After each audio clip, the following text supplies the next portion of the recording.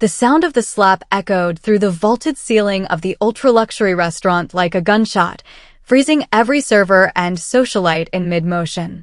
Lena's head snapped to the side, her delivery cap skidding across the polished marble floor. Before she could steady herself, her heavy thermal bag was ripped from her hands and hurled into the central fountain, soaking the expensive orders inside. Lena stood rigid, her hand slowly rising to a cheek that was already blooming into a violent crimson welt. Her breath hitched, not from the pain, but from the suffocating weight of public humiliation. And Bradley Knox laughed. The tech CEO didn't just chuckle, he threw his head back in a roar of mocking delight, looking around at his dinner guests for applause. His $5,000 bespoke suit was pristine, untouched by the world of manual labor he so clearly loathed. His gold-plated cufflinks probably cost more than Lena would earn in a year of biking through the rain to support her family. He sneered, leaning into her space so she could smell the expensive scotch on his breath. "That's for the 5-minute delay, you pathetic cockroach. Buy yourself a new personality." Nobody moved. The waiters kept their eyes glued to the floor, terrified that one look of sympathy would cost them their tips or their jobs. The wealthy patrons suddenly found their lobster thermidor fascinating, choosing to ignore the physical assault of a young woman in broad daylight. In this room, Bradley Knox was untouchable royalty, a man whose net worth had long ago placed him above basic human decency. But in the far corner booth, tucked away in the shadows of the velvet curtains, something shifted. An Asian man in an impeccable charcoal suit carefully set down his crystal glass. The movement was unhurried, deliberate, the gesture of someone accustomed to controlling every aspect of his environment. The man's face betrayed nothing as he observed the scene. His expression remained perfectly neutral, but his eyes changed. Something ancient and dangerous flickered behind them, a cold calculation that spoke of violence seen and violence delivered. Seo Jinte had watched enough. And Bradley Knox had just made the worst mistake of his privileged life. If this story resonates with you, please hit that subscribe button now. Tell us in the comments where you're watching from. Let's see how many brave souls will follow this journey to its conclusion. Lena pushed through the heavy mahogany doors of the restaurant, the cool night air hitting the welt on her cheek with a sharp, stinging clarity. She didn't look back at the glittering lights of the dining room or the sound of Bradley Knox's fading laughter. She didn't need to. She could still feel the phantom weight of her father's gaze on her back, a gaze that was neither pitying nor surprised, but expectant. She walked to her bicycle, chained to a bent lamppost a block away. Her hands, usually steady from years of martial arts training, trembled slightly as she fumbled with the lock. It wasn't fear, it was the adrenaline of suppressed power. Every cell in her body had screamed to strike back, to show Knox exactly whose face he had just bruised. But the year of humility was her father's ultimate test, a trial designed to forge a leader who understood that the greatest weapon in an arsenal isn't a gun or a blade, it is the ability to endure. As she swung her leg over the bike, a black sedan with tinted windows pulled up silently to the curb beside her. The rear window rolled down just an inch. No words were spoken, but a hand weathered and adorned with a heavy gold signet ring rested briefly on the ledge. It was her father's silent acknowledgement. He was following her, a ghost in the machinery of the city he helped run. Lena nodded once, a sharp, professional gesture, and pedaled off into the neon-soaked streets of the financial district. She spent the next 3 hours completing her remaining deliveries. She climbed the back stairs of luxury apartments, dodged the insults of impatient doormen, and ignored the throbbing in her jaw. Each slight she endured felt like a stone being added to a scale. She was collecting data, learning the true face of the city's elite when they thought no one important was watching. By the time her shift ended at midnight, the scale had tipped. Lena returned to the small, cramped apartment her father had rented for her in a working-class neighborhood. It was a far cry from the CO estate with its heated floors and private security. Here, the radiator hissed like a wounded animal and the walls were thin enough to hear her neighbors arguing over grocery money. She stripped off her damp uniform and stood before a cracked mirror, touching the bruise. It was turning a deep, royal purple. Her phone buzzed on the laminate counter. It was an encrypted message from her father's right-hand man, Park. It contained a single file, a comprehensive dossier on Bradley Knox. Lena scrolled through it, her eyes narrowing. Knox wasn't just an arrogant CEO. He was a predator who specialized in hostile restructuring, a polite term for stripping companies bare and tossing thousands of employees onto the street without a pension. He had a trail of lawsuits behind him, all settled with non-disclosure agreements and hushed payments. He thinks he's a shark, Lena whispered to the empty room, her voice finally losing its delivery girl softness and regaining the cold edge of a CEO. But he's never met a Leviathan. She sat at her small wooden table, the same table where she ate ramen every night to stay within her meager delivery girl budget. She began to map out Knox's supply chains, his personal weaknesses, and his upcoming board meetings. Her father wanted her to learn the value of $1, but he also wanted her to learn how to take a man's world apart without ever having to touch him. As she worked, the sound of the city hummed outside her window, the sirens, the distant roar of the highway, the heartbeat of the millions of people Bradley Knox considered disposable. Lena realized then that her year of service hadn't just been a lesson in humility. It had been a recruitment.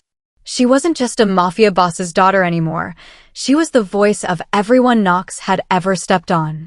She closed the dossier and looked out at the skyline, her eyes fixing on the glowing logo of Knox Tech that sat atop a skyscraper in the distance. The bruise on her cheek didn't hurt anymore. It felt like a promise. The year of humility was over. The year of retribution had just begun. Oof! The floor-to-ceiling windows of Bradley Knox's penthouse office, casting long, arrogant shadows across a desk made of reclaimed shipwreck oak. Knox sat back in his ergonomic throne, swirling a glass of green juice, his bruised ego from the night before seemingly healed by the sight of his rising stock ticker. He had forgotten the girl's face already. To him, she was just another broken tool discarded in the machinery of his success. He was currently reviewing the final plans for the New Eden project, a hostile land acquisition in the city's historic district that would displace 300 families to make room for a luxury data center. "Sir, the morning's hospitality report from the restaurant is in," his assistant murmured, standing by the door. The incident with the delivery girl was handled. No police report was filed.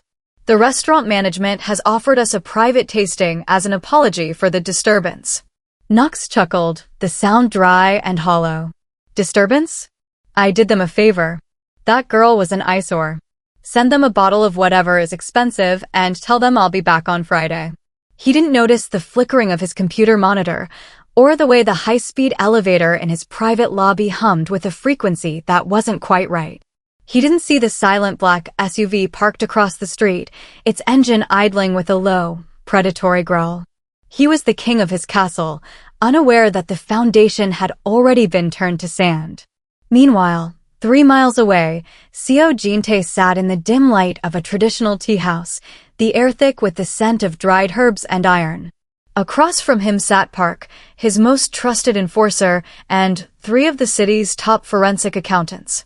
On the low table between them lay a printed map of Knox's empire, not the one shown to the public, but the real one.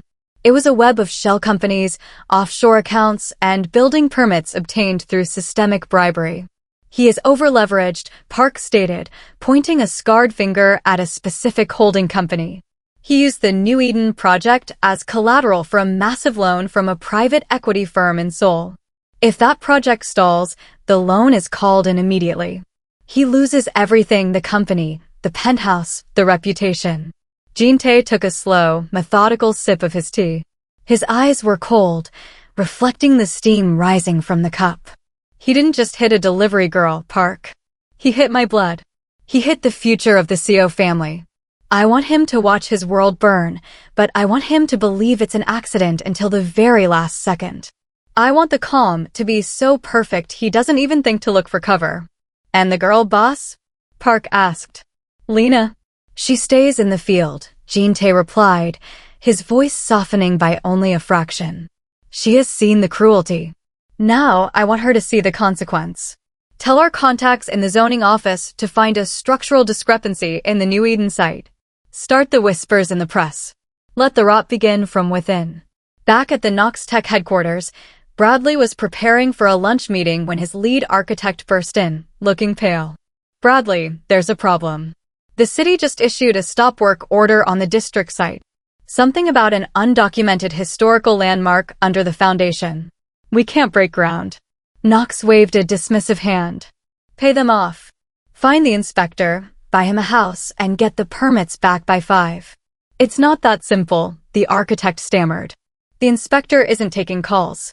And the private equity firm in Seoul, they just sent a notice of inquiry. They're asking for an audit of our liquidity.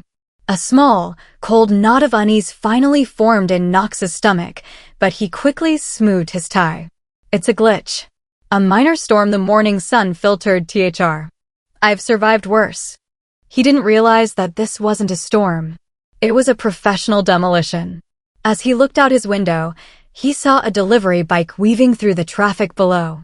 The rider wore a neon yellow vest, her back straight and her pace steady. For a fleeting second, he felt a prickle of recognition, a memory of a red welt on a girl's cheek, but he pushed it aside. The silence in his office was becoming heavy, the kind of silence that precedes a landslide. The sky was clear, the stock market was open, and everything looked perfect. But for Bradley Nox, the air was already running out. The calm was over, and the first shadow of the CO empire had just touched his doorstep. The following morning, the sun rose over the city with a deceptive clarity, but for Bradley Nox, the light only served to illuminate the cracks in his fortress. He was at his gym, mid-rep on a bench press, when his personal phone began to vibrate with a frantic, unrelenting rhythm. It wasn't his assistant, it was his private wealth manager from Zurich. Bradley, we have a catastrophic anomaly. The voice on the other end crackled with a fear Nox had never heard before. The offshore accounts in the Cayman Islands, the ones holding your personal liquidity for the New Eden project, they've been flagged for suspicious origin by an international task force. The funds have been placed in an administrative deep freeze. Nox sat up, his chest heaving. What? That's impossible. That money is clean, sorted through a dozen layers. Who flagged it? We don't know. But the freeze triggered a cross-default clause in your domestic accounts. Bradley, as of 10 minutes ago, your personal credit lines have been suspended. Your black cards will be declined. Nox's face went from the flushed red of exertion to a sickly, pale gray. He rushed to the locker room, his hands shaking as he tried to log into his banking app. The screen flashed a cold, impersonal message, account restricted. Contact security. He felt a surge of bile in his throat. This wasn't a glitch. This was a surgical strike. As he exited the gym, he found 2 men in dark suits standing by his silver Lamborghini. They weren't his security. They were repossession agents, holding a stack of legal documents that looked like they had been signed by a judge in record time. Mr. Nox?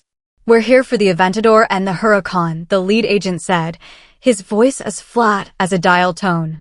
The leaseback agreement was terminated this morning due to a breach in the moral turpitude clause. Seems someone sent a very high-definition video of last night's restaurant incident to the finance board. Nox stood on the sidewalk, his gym bag at his feet, watching as his $250,000 car was winched onto a flatbed truck. Passers-by, the same invisible people he had spent his life ignoring, stopped to take photos. He felt their eyes, not with the admiration he was used to, but with the voyeuristic glee of people watching a titan fall. While Nox was stranded on the curb, Lena was sitting in the back of the black sedan, watching the scene on a tablet. Beside her, Co Jinte remained as still as a statue, his eyes fixed on the window. He thinks it's about the money, Lena said softly, her thumb tracing the faint, fading bruise on her cheek. It is never just about the money, Jinte replied, his voice a low rumble. Money is just the armor. To truly dismantle a man like Nox, you must strip away the armor so he can feel the cold. Park, move to the next phase. I want his board of directors to receive the internal memos regarding the land grab bribes. By noon, I want him to be a pariah in his own building. By midday, the asset seizure had moved from the physical to the social. Nox arrived at his headquarters via a humiliating taxi ride, only to find his keycard no longer worked for the executive elevator. He was forced to stand in the lobby, surrounded by the delivery drivers and couriers he had once mocked, waiting for a security guard to escort him, not to his office, but to a small, windowless conference room on the basement level. His board of directors wasn't there. Only a single laptop sat on the table. When the screen flickered to life, it wasn't a judge or a lawyer. It was the face of the private equity lead from Seoul. "Mr. Knox," the man said, his English perfect and chillingly polite. "Your collateral has vanished. Your reputation has become a liability. We have exercised our right to seize the majority voting shares of Knox Tech. You are no longer the CEO. You are, effectively, a guest who has overstayed his welcome." Knox slumped into the cheap plastic chair, the air leaving his lungs in a ragged gasp. He looked at the security camera in the corner of the room, sensing, for the first time, that someone was watching him. Someone who didn't care about his tech, his suits, or his name. On the other side of the city, in a quiet tea house, CEO Jin-tae closed his laptop. The hunt was progressing exactly as planned. The shark was out of the water and the tide was still going out. "He's broke, father," Lena said, standing by the window. "No," Jin-tae corrected, standing up and smoothing his suit. "He's just poor. Now, we make him desperate." The following evening, Bradley Knox stood on the sidewalk outside his former headquarters, clutching a single cardboard box containing the few personal items security had allowed him to take. The sleek glass tower, once a monument to his ego, now felt like a tombstone. For the first time in his life, he didn't have a driver waiting. He didn't even have a functioning credit card to hail a premium ride. He was forced to walk toward the subway, his expensive Italian leather shoes clicking hollowly against the pavement. But as he walked, a cold, prickling sensation began to crawl up the back of his neck. It was the feeling of being watched, not with the envy he usually commanded, but with the cold, calculating focus of a hunter. Every time he glanced over his shoulder, he saw them. 2 men in charcoal suits, walking half a block behind him. They didn't hide. They didn't look away when he caught their eyes. Their pace was perfectly synchronized with his, a steady, rhythmic march that made Knox's heart hammer against his ribs. When he sped up, they sped up. When he ducked into a crowded pharmacy to lose them, he found one of them already standing by the pharmacy counter, staring at him with a neutral, terrifying stillness. Knox reached his penthouse, or what used to be his penthouse, only to find the locks had been changed. A notice from the sheriff was taped to the door, "Foreclosure proceeding in progress." He slumped against the doorframe, gasping for air, when he heard a low, metallic click. At the end of the hallway, the elevator doors opened. Out stepped CEO Jin-tae. The Mafia boss walked with an unhurried grace, his presence filling the narrow corridor until the air felt too thin to breathe. He stopped 3 feet from Knox, his face a mask of granite. Behind him, the 2 shadows stood like statues. "You look tired, Mr. Knox," Jin-tae said, his voice a low, melodic rumble that vibrated in Knox's chest. "It's a long fall from the top floor to the street. I imagine the pavement feels very hard tonight." "Who are you?" Knox hissed, his voice cracking. "What do you want?" "If it's money, I'll have it soon." "This is a mistake, a banking error." "You still think this is about currency?" Jin-tae interrupted, his eyes flashing with a sudden, ancient fire.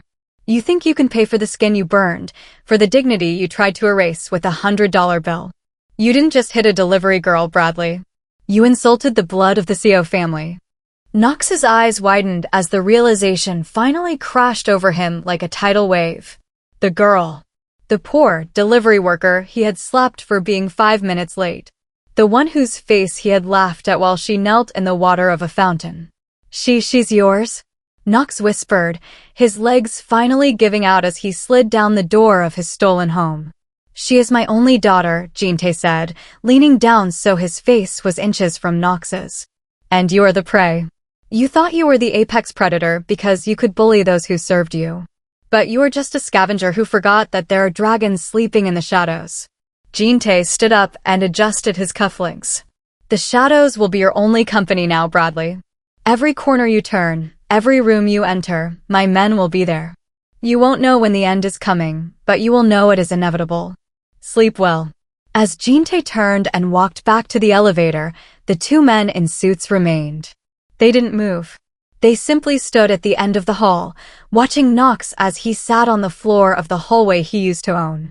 The silence was absolute, broken only by the distant, mocking sound of a delivery bike's bell ringing in the street below. Nox pulled his knees to his chest, realizing that for the first time in his life, he was truly alone. He wasn't the CEO anymore. He wasn't the billionaire. He was just a man waiting for the dark to swallow him whole. The cold hallway outside his former life became Bradley Knox's new reality. He spent the night huddled in the corner of a public park, the charcoal-suited shadows never more than 20 paces away. By dawn, he was exhausted, his expensive shirt stained with sweat and grime, his mind racing with the realization that Seo Jinte was not just taking his money, he was harvesting his fear. Desperate to find a way out, Nox used his last few coins to access a public terminal at a library. He needed a leverage point, a secret account, or an ally he hadn't yet alienated. But as he logged into his secure cloud storage, his blood turned to ice. Every folder had been renamed. The files were gone, replaced by a single, high-resolution video file titled cache_statement_final. As the video played, Nox's breath hitched. It was a young woman, her face tired but resolute. It was the whistleblower he thought he had successfully silenced 2 years ago, the one his legal team had assured him had disappeared after she tried to report the toxic waste dumping at the New Eden site. "My name is Kesha," the girl in the video said, her voice steady. "I was an intern at Nox Tech. I found the documents Bradley Nox tried to bury. I thought I was alone. I thought no one would listen. But the shadows have ears."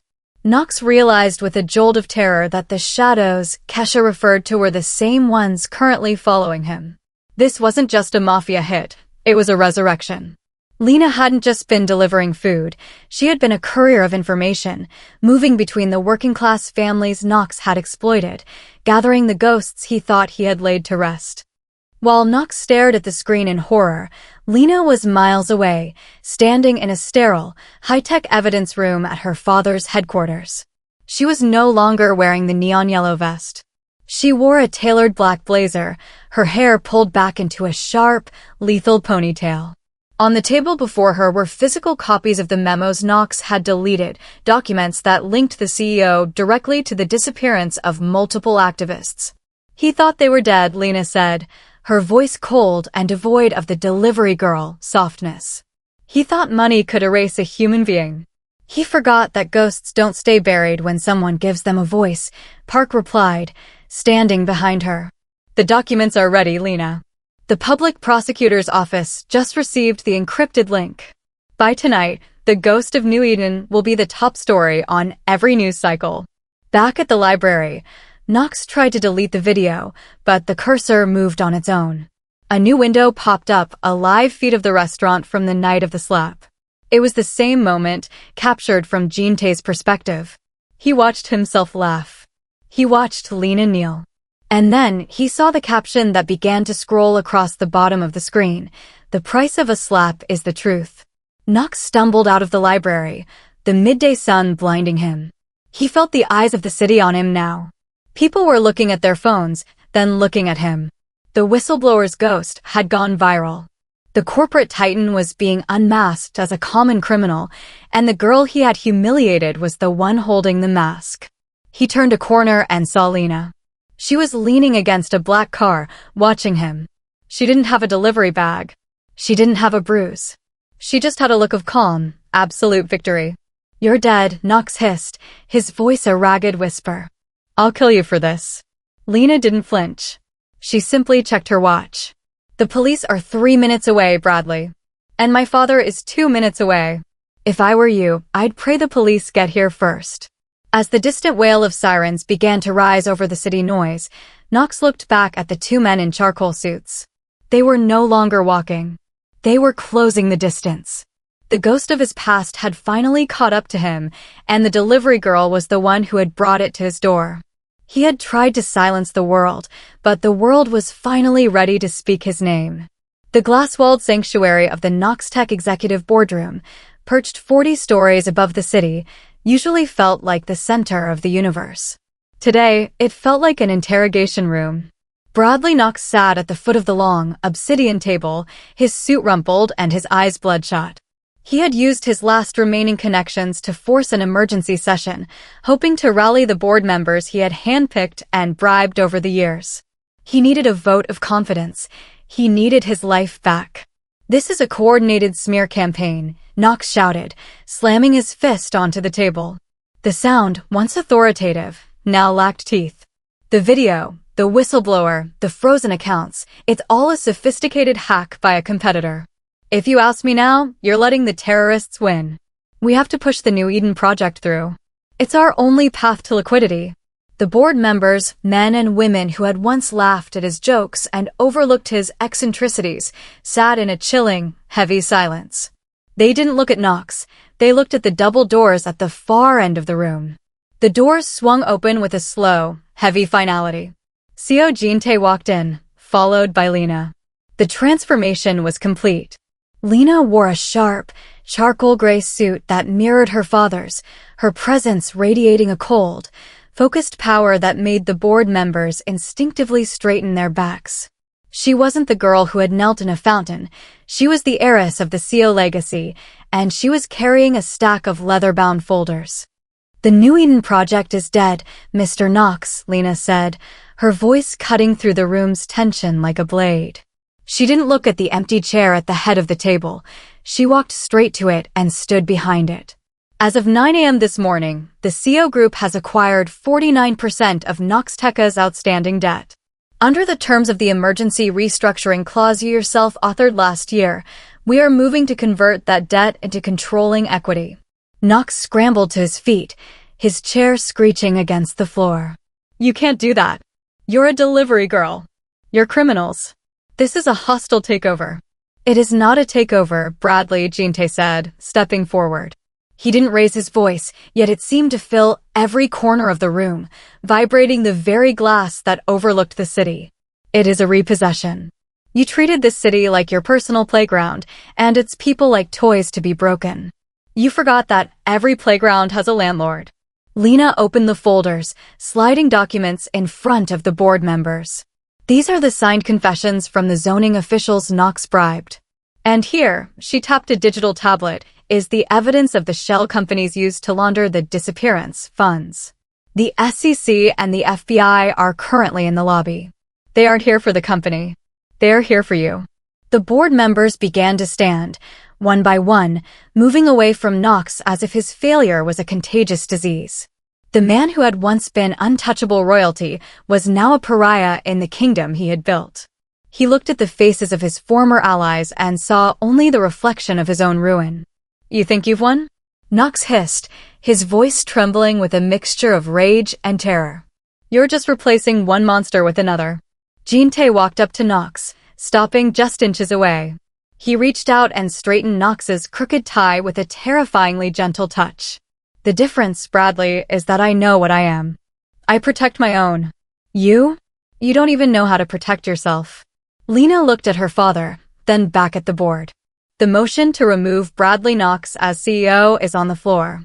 All in favor." Every hand in the room went up. Knox sank back into his chair, the weight of the collective rejection finally breaking him. The boardroom coup was over. The crown had been stripped away, not by a competitor, but by the very person he had tried to crush under his designer shoes.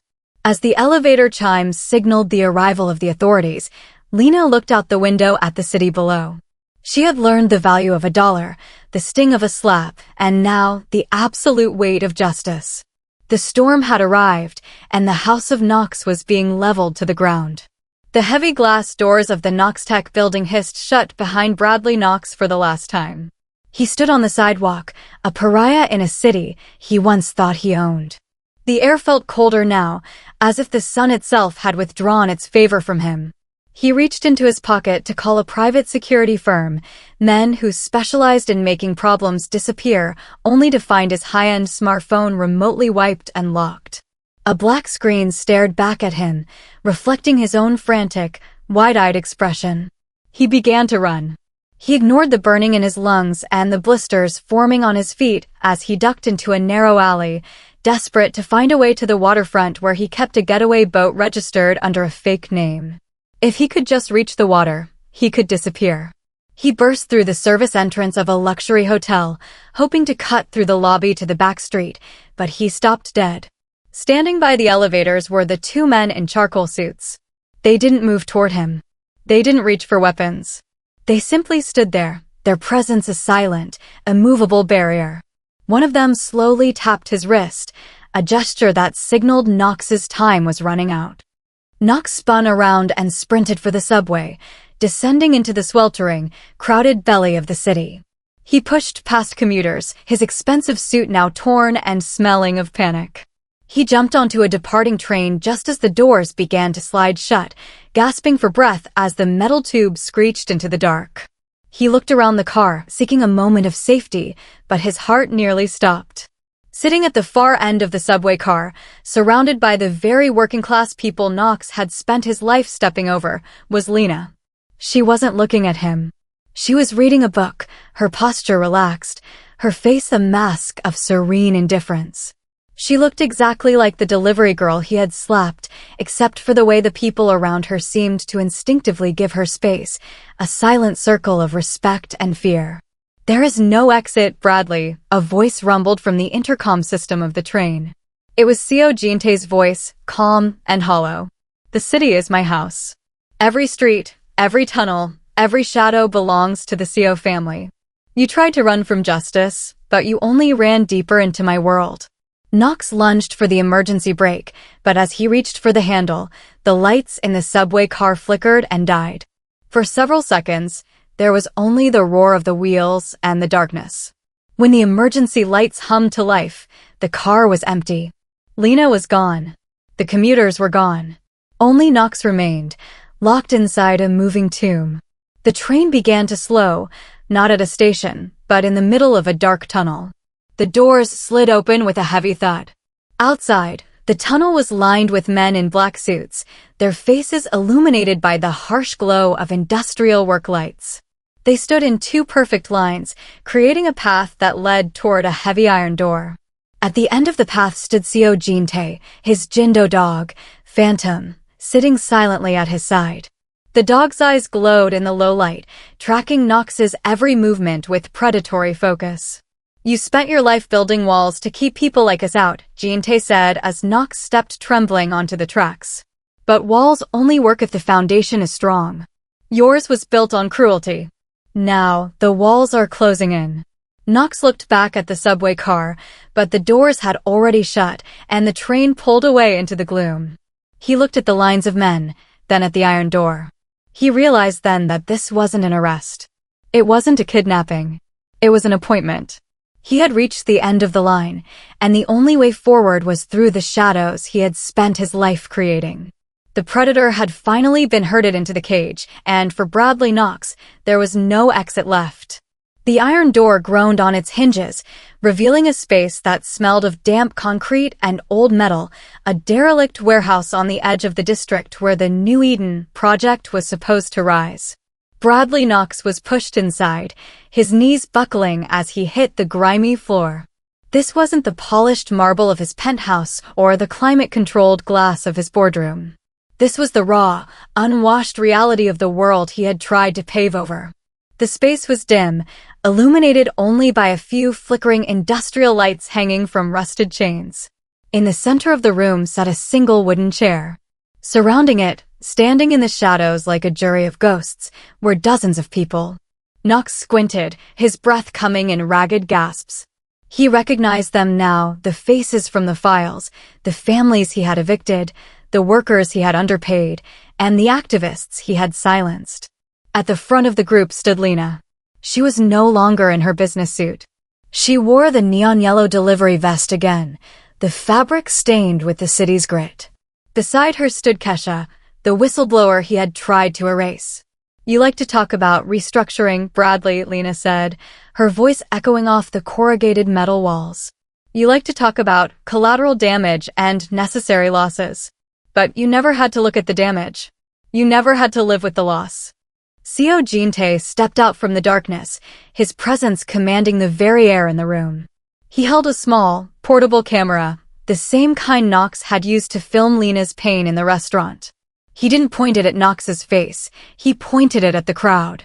"These people are not numbers on a spreadsheet," Jin-tae said, his voice a low, terrifying rumble. "They are the foundation you tried to build your empire upon. And today, the foundation is going to speak. You will sit there, and you will listen to every name, every story, and every life you thought was worth less than your Italian silk shirts." For the next 3 hours, the warehouse confession took place. One by one, the people stepped forward. A mother told him about her children sleeping in a car after the eviction. An elderly man spoke of the medicine he couldn't afford after Knox slashed his pension. Kesha spoke of the night she was run off the road by men Knox had hired. Knox tried to look away, but every time he moved his head, one of Jin-tae's men would firmly, silently, guide his gaze back to the person speaking. There was no physical violence, but the weight of the collective truth was more crushing than any blow. The apex predator was being forced to see the humanity he had spent a lifetime ignoring.